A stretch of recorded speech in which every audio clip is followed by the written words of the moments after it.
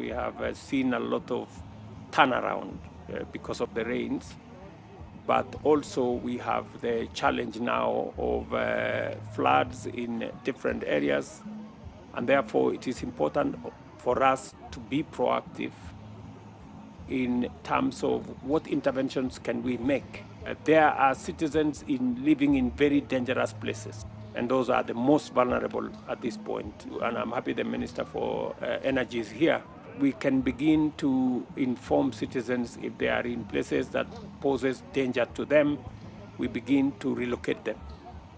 I already told the National Youth Service to provide some land for us to relocate some of the people who are in the most dangerous parts of Nairobi. I had a conversation with Governor yesterday. I had a conversation with the DG of NIS.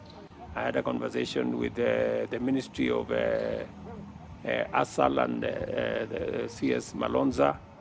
And so I think in that context, what are the flashpoints and how do we, ahead of time, deal with those flashpoints?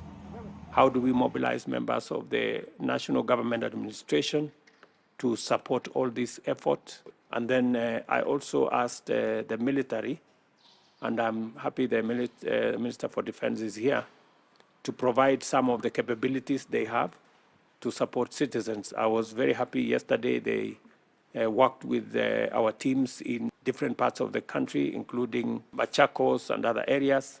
So I think we just need to put everybody on the alert so that we can overcome this short season. I think they're saying in the next 3 or so days, as we also encourage the farmers and others